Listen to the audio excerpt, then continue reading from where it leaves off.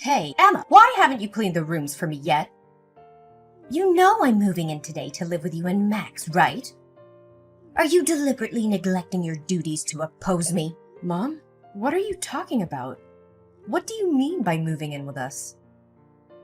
Why hasn't anyone told me about this? And how did you manage to get into my house? I'm certain I locked it before leaving. I've been texting Max since last week about moving in, so he gave me the spare key. You don't have to play dumb anymore. Also, why aren't you home right now? Where are you going? I'm sure you've gone out and squandered my son's money again, haven't you? Isn't that why you refused to move in with me? So you could freely spend my son's hard-earned money. Is that your plan? Mom, what on earth are you saying? Why does your voice sound so different from before? When I wasn't married to Max, you were always a kind and gentle mother. You never raised your voice at me during the 2 years I dated Max. But now you've transformed into a completely different person. A month since the wedding, you use harsh words and show anger whenever you speak to me. Do you still not realize your mistake? I did my best to use sweet words to ask you after marrying Max to move in with me. But in the end, you were determined to live on your own. You took my precious son away from me. And now you have the audacity to ask me to treat you kindly and gently? If I hadn't believed that you were a docile and obedient girl, there's no way I would have allowed Max to marry such a useless and stubborn daughter-in-law. Mom, I've explained to you countless times that I can't move into your house after getting married because there isn't enough space. There are only 3 bedrooms in that house, but there are 7 people living there. You, Amanda, her husband, and her 3 young children, along with Max. Normally, Max sleeps with his 2 nephews, and you sleep with your youngest grandchild. If I were to join now, where would I sleep? On the living room sofa or what? Furthermore, I've already explained this to you numerous times. I'm not unemployed. I'm a freelance marketing executive. Today, I'm out meeting clients for a new project. Isn't freelancing a worthless endeavor? It's an unstable job and the salary is definitely low. But I've heard from Max that you spend your days at home huddled in the room playing games. At this rate, you can only be considered a useless child. The only stable jobs out there require going to an office and wearing decent clothes. Scarlett, I've been working tirelessly on a marketing project for a new game, testing it to understand its appeal. The salary I earn is not inferior to Max's. It's even higher. You know very well that for the past 7 months, Amanda and her husband have been borrowing money from me, don't you? And isn't Amanda at home all day as well? Her husband is also unemployed. Are they not in a worse situation than me? How dare you compare my precious daughter and beloved son-in-law to you? Amanda is an incredibly talented singer, and she's passionate about being on stage. It's just that no showman has recognized her exceptional talent. And my poor son-in-law is only temporarily unemployed. It was just a regrettable accident when he collided with another car, causing the female passenger to suffer a head injury and bleed. And yet she had the audacity to report it to the taxi company and make us pay for the hospital bills. It's unbelievable, but there are such heartless and inhumane people in this world. Wow. I fail to see how being eliminated from over 30 singing competitions signifies talent. I understand Amanda's passion for singing, but shouldn't she prioritize taking care of her family's financial situation before chasing her dream? And about Albert, he should consider himself fortunate that the passenger didn't sue him for causing injury and driving under the influence. It's been 7 long months since he lost his job, and all he does is drown himself in alcohol day after day. So before you dare criticize my job, maybe you should figure out a way for your daughter and son-in-law to fend for themselves without constantly relying on my financial support. What? How dare you insult my daughter's family in such a manner? Who do you think you are? So, it turns out you're not as naive as you pretended to be. Now that you're married to my son, your true colors are finally showing. Foolish girl. Don't worry, I can easily persuade Max to divorce you in no time. I never intended to escalate things and make you unhappy, but it was you who initiated the insults towards me in my chosen profession, wasn't it? You really have no regard for respecting your elders, do you? Fine, let's forget about that.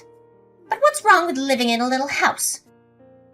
It's a small sacrifice to keep our entire family close together. I bet deep down, Max actually desires to live here with me.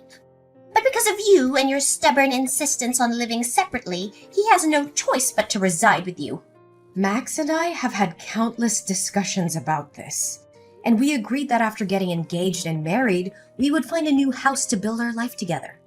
So why are you insinuating that I forced Max to leave your house and live with me? Isn't it customary for children to grow up, become adults, and eventually move out, get married, and establish their own families with a cozy white picket fence and all? Not in our family, it seems. Or perhaps you should consider living with me until you give birth to a grandchild for me. Then, once the child reaches the age of 5, we can think about moving out. That way, the child and I can develop a close bond. After that, we can sell your house and use the money to make a music video for Amanda. I'm confident that if you make that sacrifice, both Amanda and I will shower you with love and appreciation. What? You expect me to sell my house merely to fulfill Amanda's dream? Not everyone who grabs a microphone is destined to become a famous singer. That is an absurd proposition, and I absolutely refuse to sell my house for such an outrageous reason. I believe this conversation has become utterly meaningless. Ha! I knew it! You're nothing but a selfish woman who cares only about herself. Well, guess what? I have a backup plan, and it's going to turn your world upside down. Instead of you moving into my house, Amanda's family and I will move into yours. What? Are you out of your mind? No, I'm really quite serious. I paid a little visit to your precious house, and do you know what I found? 5 bedrooms. It's an absolute waste for just the 2 of you. Why on earth do you need so many rooms and such a grand house? And to top it off, you have the audacity to occupy the biggest room. I have plans for my future. I want to have 3 children, which means I need those extra bedrooms. And yes, I plan to hire a full-time nanny because I have a career to maintain. And how do you even know that my bedroom is the biggest? Did you invade my privacy and snoop around? Privacy? That's a luxury you don't deserve. This is my son's house, and as his mother, I can go wherever I please without needing your permission. Lazy is what you are. You haven't even had children yet, and you're already thinking of outsourcing their care? Unacceptable! With all those empty rooms, it only makes sense for my entire family to move in with you. I'll have 1 room. Amanda and her husband can have another. My 2 boys can share, and my little girl can have the last one. It's the most logical arrangement. And I suggest you give up the big bedroom to Amanda and her husband to settle for the smaller one on the 1st floor. Absolutely not. The bedroom on the 1st floor is the smallest because I designated it for the nanny. You have no right to barge into my house without consent and demand such absurd things. I won't allow it. Mom, listen carefully. Get out of my house right this instant, lock the door behind you, and throw the spare key back through the gap of the door. If you don't comply, I will take matters into my own hands. And trust me, you won't like the outcome. What? What are you even threatening me with? You're nothing but an arrogant, uncivilized woman. Don't you understand the dynamics of being a daughter-in-law? I will make sure Max knows about your insolence, and he won't let you get away with speaking to me like this. Mom, you're being completely unreasonable. Get out of my house right now. Once I'm finished with my client, I'll come over to your house and we'll settle this matter once and for all. It's too late for that. I've already sold my old house and my family has moved all our belongings here. There's no going back, and you won't be able to come up with any more excuses to reject us. What? That's impossible. You must leave my house or I'll call the police and report your trespassing. Call the police? Are you really going to call the police on your own mother-in-law and your own sister-in-law's family? Go ahead. Do it. Don't forget, my son is your husband and the rightful owner of this house. You're the one who should be leaving. You clearly have no idea who you're messing with. I will make sure to inform Max about your insolence, and he won't let you get away with it. Oh, by the way, the moving service has arrived. I have instructed them to move in and place your belongings in the smaller bedroom. The kids are already falling in love with this house. You better come back here early and cook lunch and dinner for us. Or I'll make sure Max knows about your insolence. He will beat you up. For sure. What? You can't do that! Get out of my house right this instant!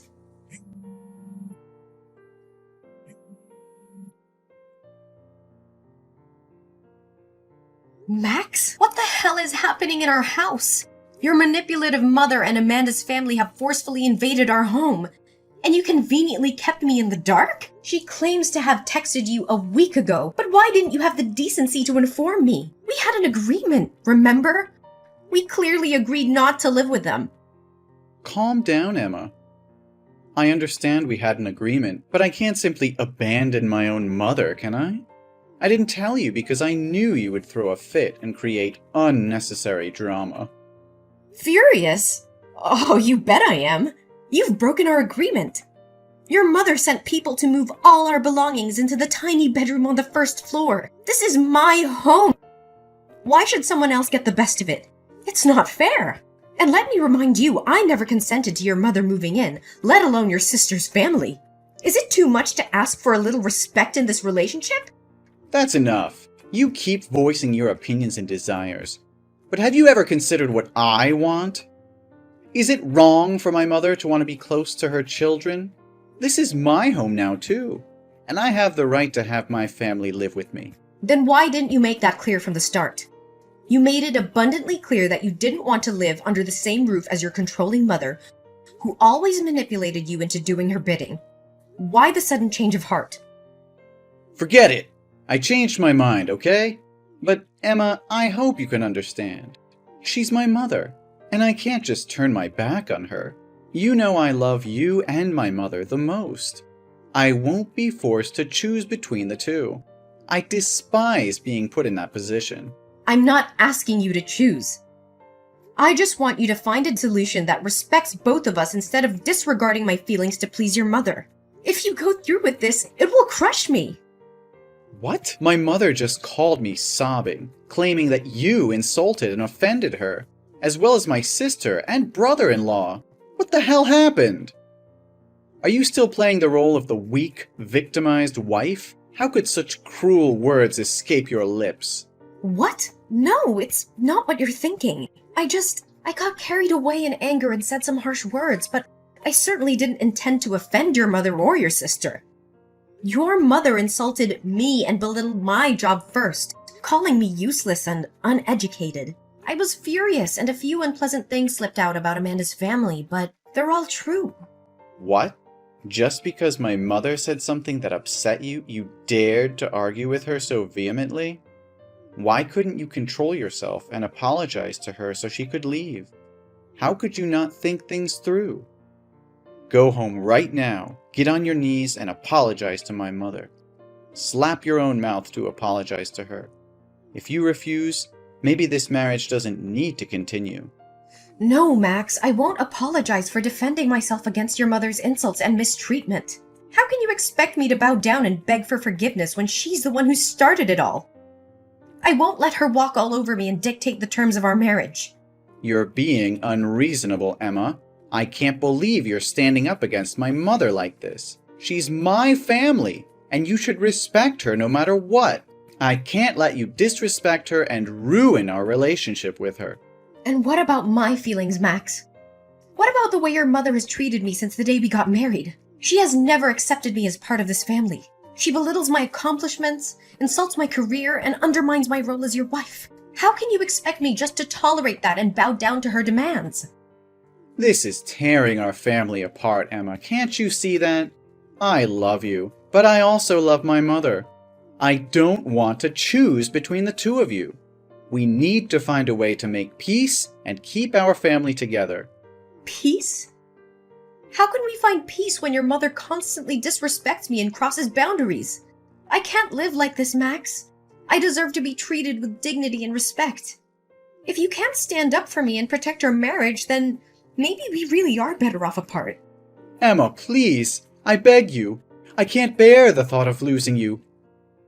I just spoke without thinking. Don't take it seriously. People say hurtful things when they're angry. I promise to have a serious conversation with my mother and make her understand how important you are to me. I'll do everything in my power to ensure she treats you with the respect and dignity you deserve. Just give me a chance to fix this. But for now, can we consider allowing my mom, Amanda, and her family to stay here temporarily? We can use that time to gradually reason with her and convince her to find another place to live. I know it's not ideal, but considering the heated exchange between you two, let's view this as a way for you to extend an olive branch and show your willingness to make amends, all right? Fine, Max.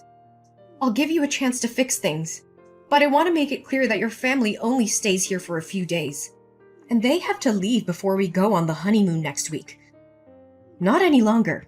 This is my home too, and I deserve to feel comfortable in it. I expect you to have a serious conversation with your mother and set boundaries regarding our living arrangements. I won't tolerate any disrespect or intrusion into our personal space. If things don't improve, I won't hesitate to take further action. Great. That's great. I promise we will work on resolving this as soon as possible. Mom, where is everyone? I've been calling and texting Max non-stop, but he's ignoring me. If we don't hurry to the airport, we'll miss our flight. Did you all just leave without me? Max isn't answering your calls because he's driving. We're already on our way to the airport. You were too low, so we couldn't wait around for you. We had to leave.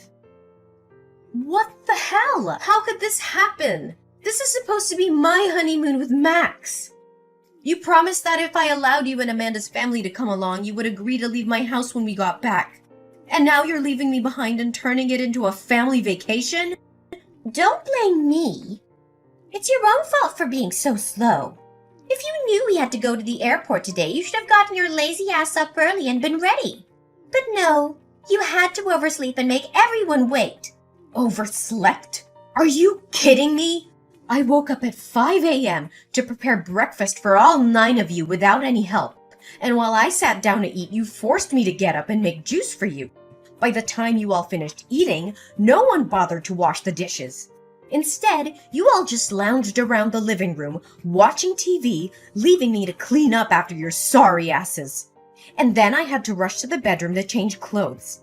I've been slaving away for all of you like this for days, and now you call me lazy? Stop making excuses. It's your duty to serve your husband's family. So quit your whining about cooking a few meals. Cooking meals? That's not all I do. I also wash your filthy clothes. I chauffeur Amanda's bratty kids to school every day because they refuse to take the school bus. And your son-in-law? He's a thief. He stole money from my wallet to buy booze and get wasted all day. He even vomited all over the floor, leaving me to clean up his disgusting mess. And as if that isn't enough, your son-in-law has tried to sexually harass me multiple times at night when I've gone downstairs for a drink. When I screamed and fought him off, all of you came back and had the nerve to blame me, saying I was causing a scene and that he was just drunk and confused me for Amanda. If it weren't for my faith in Max to handle things peacefully, I would have kicked all of you out a long time ago. You think so highly of yourself, don't you? You believe my son-in-law is attracted to you. You must have seduced him, you shameless wench. You think you have the right to treat us like this? My son bought that house. If anyone should be kicked out, it's you. You're nothing but a parasite. Just remember the airfare and the hotel were booked with my card. In plain terms, you're leeching off of this so-called parasite. It's ridiculous. If I'm really a parasite, then what kind of daughter and son-in-law are they? They borrow $10,000 from this so-called parasite every month. You pathetic excuse for a woman. How dare you keep harping on about those measly coins? You're nothing but a gold-digging daughter-in-law. And now you have the audacity to accuse my son Max of being weak? He's far stronger and better off without you. Save your breath, Scarlett. I've seen through your manipulative games and your son's spinelessness. This was meant to be our honeymoon. a special time for us, but you've turned it into a circus with your demands and entitlement. Well, I won't stand for it anymore. You insolent little witch! How dare you speak to me like that? I've tolerated your presence in this family for far too long. Maybe it's time I teach you a lesson you won't forget. You think you can intimidate me? Think again, Scarlet. I've had enough of your toxic behavior, your son's negligence, and this whole dysfunctional family. I won't be pushed around anymore. Oh, you think you're so clever, don't you? Well, let me tell you something, Emma. You're nothing without us. You're just a lowly maid who lucked into marrying my son. I'll make sure you regret crossing me. Is that so, Scarlet? Well, let me remind you who's really in control here. I hold all the cards now. Your precious family vacation? It's cancelled. I've cancelled the hotel reservations, and you can forget about me paying for anything. You can sleep on the streets for all I care. You heartless witch! How dare you do this to us? You think you can get away with it? Oh, I can and I will. From now on, this house is mine. And you and your toxic brood are no longer welcome here. Consider yourselves evicted. You'll pay for this, Emma! Mark my words. You think you've won, but you've only sealed your fate. You'll regret ever crossing paths with us. We'll see about that, Scarlet. This is the end of the line for us. Don't bother trying to contact me. I'm done with this nightmare. And I'll make sure your family is erased from my life forever. I think you should get used to the idea of sleeping on the streets because from now on, this house won't be your home anymore. Oh, and by the way, the moving service works incredibly fast. They've already removed all your junk and belongings from my house, restoring it to its original state. Feel free to stop by the dumpster in front of my house when you return from your trip to retrieve your things. Although I can't guarantee the garbage truck won't have taken them away. Oh, I almost forgot. Please pass along a message to Max. Bastard, we're through. What? What are you talking about? You can't just kick us out of the house. Even if you divorce Max, he'll still be entitled to half of the house. You can't claim it all for yourself. I will sue you. Oh, Max hasn't informed you yet, Scarlet? That house is my premarital property. It means I bought it with my own money before we got married, so it belongs to me alone. Even in the event of a divorce, Max won't get anything from this house. Let alone the fact that we haven't officially registered our marriage. Never married? What do you mean? We witnessed your wedding together, didn't we? Why are you saying it never happened? Yes, Max and I had a ceremony, but legally, we haven't completed the marriage registration. Due to unforeseen circumstances, I had to attend to a client and couldn't sign the papers. Looking back now, maybe it was a blessing in disguise. Perhaps it was a way to spare me from being tied to a dreadful family like yours. No, that can't be true. Are you joking? But if you kick us out now, where are we supposed to go? Well, that's not my concern anymore, is it? Are we complete strangers now? Besides, you can go back to wherever you came from. It's none of my business. You heartless woman! How can you do this to us? We trusted you, welcomed you into our family, and now you're throwing us out into the streets? I won't let you get away with this. Ugh, spare me your melodramatics, Scarlet. You and your family have been nothing but a burden to me since the day I entered this household. I've endured your insults, your laziness, and your son-in-law's disgusting behavior for far too long. It's time for me to take control of my life and rid of myself of your toxic presence. Toxic presence? You ungrateful wretch! We gave you a home, we supported you, and this is how you repay us? I will make sure you regret this decision. Mark my words! Regret? The only thing I regret is ever getting involved with your despicable family. Do you think your son is precious? Well, in my eyes, he's nothing more than a waste. A mama's boy, so cowardly that he didn't have the courage to stand up and protect his own wife. Instead, he joined forces with his family to bully and mistreat me. A man like that, even if I were to give him away for free, I wouldn't take him back. You think you can intimidate me with your empty threats? Well, let me tell you something, Scarlet. I am stronger than you think. and I will fight tooth and nail to protect what is rightfully mine. We'll see about that, Emma. I swear I'll haunt you. I'll beat you up. I won't rest until... Until what, Scarlet? Until you bring more chaos and misery into my life? I've had enough of your toxic presence and your attempts to manipulate and control me. You can try all you want, but I won't let you destroy me any longer. I'm done wasting my time on you, Scarlet. I have better things to focus on than your petty threats. From now on, I will build a life free from your toxicity and negativity. Goodbye, Scarlet. May we never cross paths again. After 2 days of relentless banging on the door, Max's family finally managed to force their way into home. Feeling cornered and desperate, I decided to take matters into my own hands. I immediately contacted the police and explained the ongoing situation. The authorities arrived promptly and took control of the situation, ensuring my safety. I provided the police with substantial evidence of my claims. I presented the loan papers, proving that Amanda's family had borrowed a significant amount of money from me.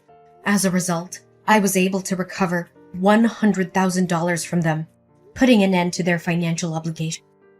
Furthermore, I also spoke up about the abuse I had endured. I showed the police the text messages from Max's mother, in which she threatened to harm me physically. I also shared the incidents of mental violence inflicted upon me by Max's brother-in-law. The evidence was compelling and undeniable. As a result, legal action was taken against Max's family.